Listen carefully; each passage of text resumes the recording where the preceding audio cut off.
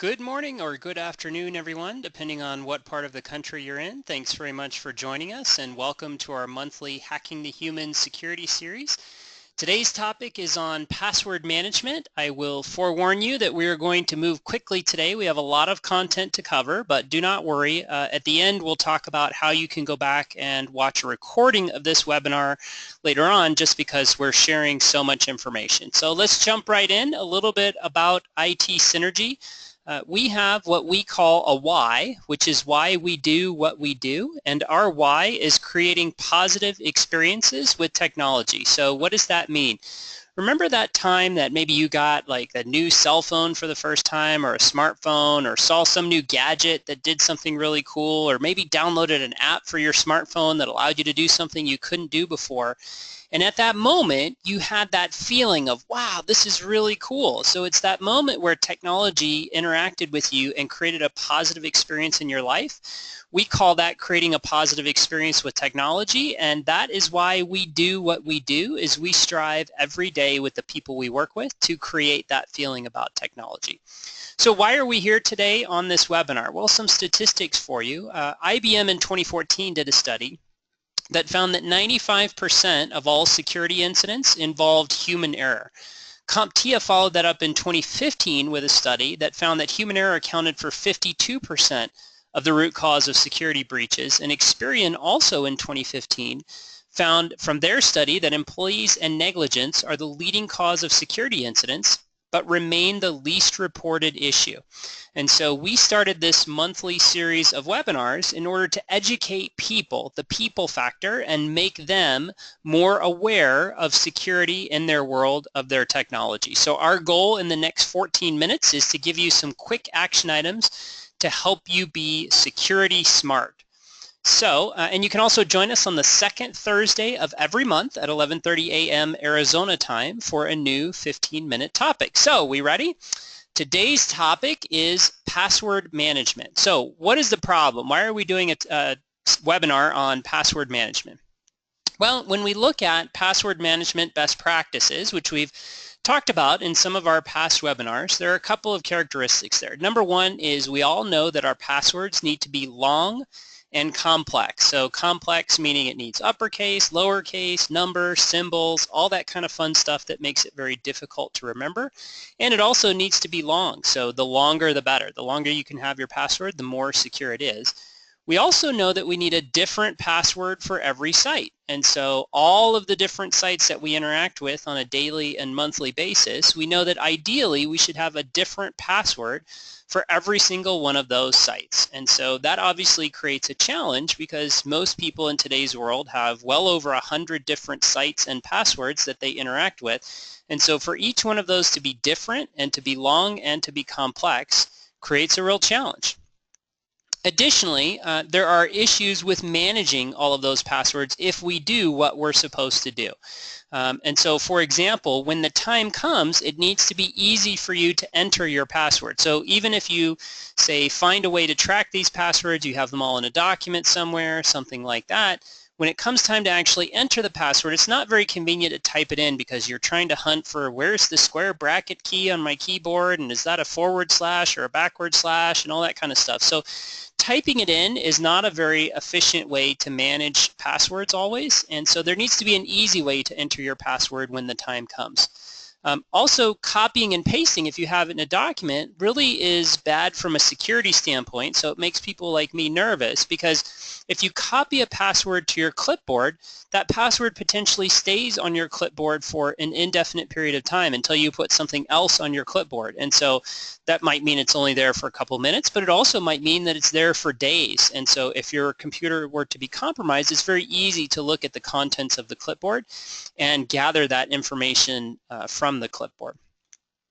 And then finally, you've got to store your passwords securely to prevent a single breach that captures all of your passwords. So for example, if you have, let's just say, a Word document or an Excel spreadsheet that has all of your passwords listed in it, and you don't properly protect that Word document or Excel spreadsheet, then effectively what that means is if somebody comes across that document, or even if you have it password protected, if they're able to guess that one password, that effectively unlocks the keys to the kingdom and allows them to get all of your passwords in one single convenient location.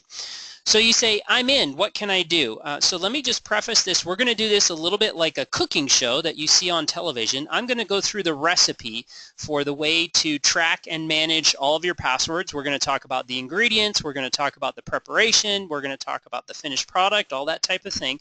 We're going to move very quickly. So just like a cooking show you might watch on TV, we're going to go through the process here today, and you're going to see it. But just like when you watch it on TV, you might be able to log on online later on and download the recipe so that you can digest it at your own pace. The same is going to be true here. We're going to be publishing this webinar on our website in a couple of days, a recorded version, so that you can go back over it over and over and over again as you continue to implement this strategy, and I'll give you the information to do that at the beginning. So, ready, set, go. Here we go. So first step, number one, you need to buy an IronKey. So there is a picture of what an IronKey looks like. There are a number of different options for IronKey. You need to get the basic model, not the enterprise model. So that's going to be a less expensive one, but make sure you don't get the enterprise model because that's not going to work for our recipe. And for our purposes, you can get the smallest one. So IronKey comes in different sizes. For the purposes of what we're doing here, you can get the smallest one. If you want to store additional secure information on your IronKey, I mean, this is a USB key is basically what it is, but it's a very, very secure USB key. So if there are other pieces of information that you want to have a secured place to store that you can carry with you, by all means feel free to get a larger one. But just for password management, you can get the smallest one. You can find IronKey at IronKey.com. Now, if you go to IronKey.com, you are going to have to dig around a little bit to find the right one. Here is a link that will take you directly to the smallest one that you need to buy. So if you just want to get what you need in order to accomplish our recipe today, there's a link that will take you directly there, and the cost on it is $139. Wow, you say $139 is expensive for a USB key. Yes, it is, but this is an extremely secure USB key. You can read about all the features on the website, but suffice it to say it meets multiple Department of Defense standards for storing very top secret classified type information. The architecture physically is very secure. It even has a self-destruct feature on it. If you try to guess the password wrong too many times, you won't be able to access it ever again. So very, very secure and very well built, and that's why it costs more than the average USB key. So second step is once you get that IronKey, you need to plug it in and set it up. So when you receive it, plug it into your computer. It will pop up and give you some instructions to follow to set it up. Go ahead and follow through those instructions. One of the things you're going to do during the setup is you're going to choose a password that will allow you to unlock your IronKey.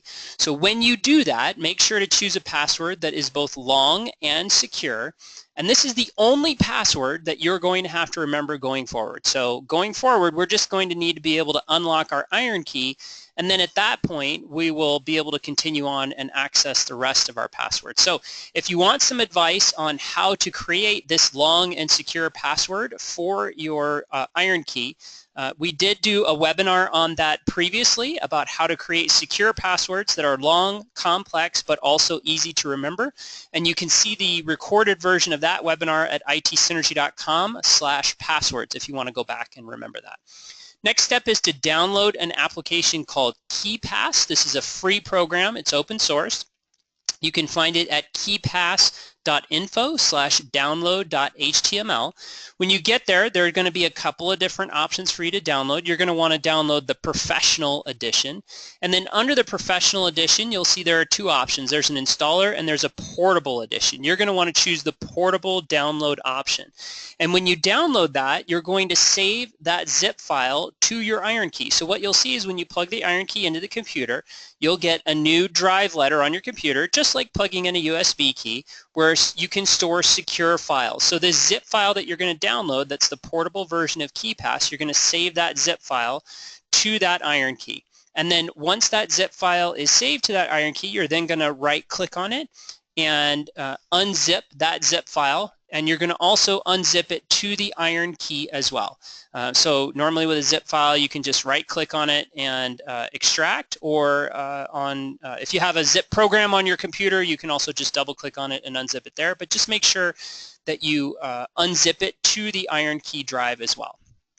So next up, after you've got it unzipped, you're going to go ahead and install KeePass. And so you're going to double click the KeePass.exe file. That's going to be on your IronKey where we just unzipped it. And then the first thing it's going to do is it's going to ask you if you want to enable automatic update checks. I recommend that you choose enable so that the program automatically updates itself. And then at that point you will be running KeePass. So what you're going to do is from the menu you're going to choose File and New. And then you're going to browse to the same folder where KeePass is located. So that's going to be on your IronKey where you unzipped it. And you're going to give your password database a name. It doesn't really matter what you name your password database. Like I call mine itSynergy. You could call yours your name or whatever you want. It doesn't make any difference. So just give your password database a name. Here's what that screen looks like. So you can see over here on the left-hand side, my IronKey is plugged into my computer. It's drive G.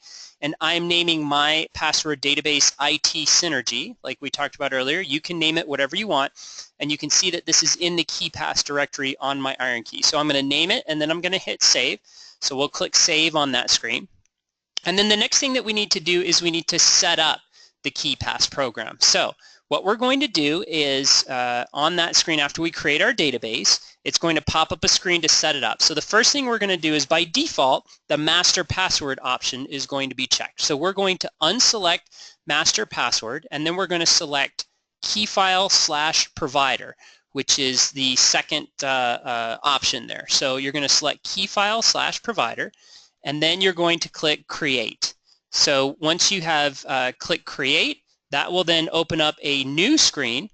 And what you're going to do there is make sure that that file, so you're going to save a key file, that it's going to be saved in the KeePass directory, and then you're going to click save. So make sure to put it in the same directory as all of the other files that's on your IronKey. You're going to click save. And then you're going to pop up with a screen where you're going to have what on the left-hand side looks a little bit like an old-fashioned TV set without a signal, that black and white snow type screen that we used to get on TV sets a long time ago. You'll have that on the left side of the screen. You're going to move your mouse around randomly on the left side of the screen until you have filled up all 256 bits. So as you move your mouse around, you'll see the little bit counter down at the bottom. We'll slowly count up, up, up, up, up. And you're going to keep moving that until you get all 256 bits. So once you have filled that up, you're then going to click OK 3 different times. So on 3 different screens, you're going to click the OK button. And then up at the top, you're going to choose Save from the File menu. So now at this point, you have KeePass set up and ready to go. And so the next step that you're going to need to do is you're going to need to organize yourself. So by default, you'll see in KeePass that it comes with pre-built categories. Their categories are general, Windows, network, etc. So if you want to keep those categories, if those work for you in terms of how you want to categorize your password, that's fine. You're more than welcome to keep it that way. Or you can also create your own structure. So if you want to create your own structure, on the edit menu, you can either add new groups if you want new classifications, or you can edit existing groups if you want to rename what's already there, and you can even choose custom icons for groups and all that sort of thing. Here's a suggestion. You certainly don't have to stick with this, but this is how I categorize my password. So I just offer this as a suggestion for how you might want to set up your categories. I have one for applications, so any logins or passwords that I have for applications or programs that I use on my computer. I have one called email, which is for all my different email accounts, so my personal email accounts, my company email accounts, etc. I have one for finance, which is where all of my banking stuff goes, so all of my bank passwords, PayPal, all those sorts of things. Websites, which is, all the various websites that we have logins for, those can all go under websites. Social, which is where all your Facebook, Twitter, LinkedIn, Instagram, whatever other social accounts you have would go in there. Shopping, which is where Amazon and all those shopping sites would go. Vendors, which is logins that I have for things like my phone bill, my cable bill, my water bill, all those sorts of things. And then finally, I have one for government, which is where I keep all of my, like my IRS login and all of the logins for my government site. So this is how I have my categories set up. You can use these, not use these, use some of them, not all of them. Just set it up however it feels logical for you to organize it. And then you're going to start creating your passwords. And so the way that you do this is you click in the category that you want to create an account in and choose Add Entry from the Edit menu. So up under Edit, you're going to choose Add Entry. You're going to choose a title. So for example, if you're putting your Bank of America login, the title might be B of A login. This is just something that you're going to use to refer to the login. Then you're going to type the username that you use to log into that site. And then you're going to create a password. So there's a couple things you can do. If you already have a password, it's already long, it's already secure, and it's already unique, then you can just simply type the password that you already have in there. If you don't, if you either have a bad password now or if you need to create a password, KeePass comes with a built-in password generator. There's a little icon right over to the right of the password field. So you can click that icon and you can launch the password generator from there. You can choose all the characteristics of the password that you want, how many characters it has, does it include uppercase, lowercase, numbers, symbols, which symbols, all that kind of stuff. The ideal thing to do is make it as long as possible. A lot of sites have a limit on how long your passwords can be, so set it to as long as the site will allow, and then check all of the boxes to include all the different types of characters. One of the things you want to do, regardless of what you do when you create the password, check the quality of the password you've created. Ideally, you want it to be at least 256 bits, so there's a little indicator there that will tell you the quality of your password. Try to get it to at least 256 bits. Of course, more is better.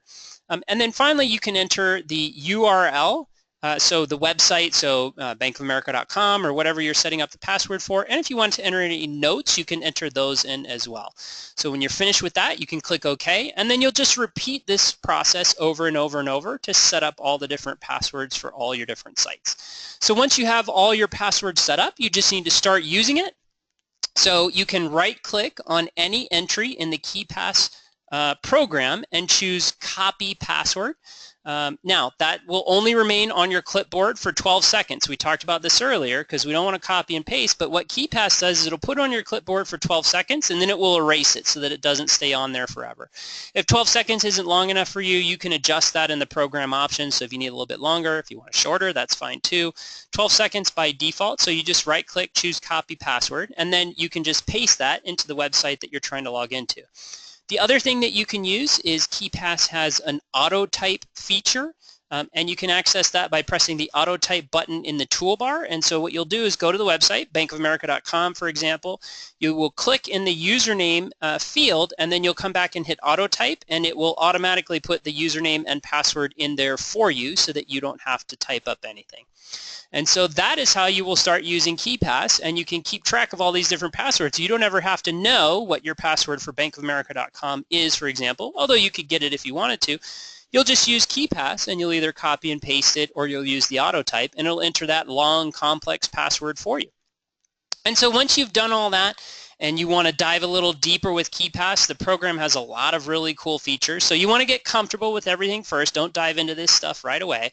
But over time, you can start to dive deeper and explore additional security features that are available in KeePass. For example, they've got a password expiration feature where when you set up a password, you can set that password to expire to help you remember to change your passwords on a timely basis, which is always a best practice. They also have a feature they call two-channel auto type obfuscation, which is an incredibly complex technical sounding term, which just basically means it is a strategy to help defeat bad guys that are maybe watching what you type on your computer as you use the KeePass program to automatically type in passwords. So very advanced feature that just allows you to help add some additional security features. And then you can also do things like you can add custom icons for both your categories and for individual password entries to try to make the program a little bit friendlier and easier for you to recognize. So I know we went through a lot today. Thank you very much for joining us. Our next webinar is coming up March 9, which is the second Thursday in March, again at 11:30 a.m. Arizona time.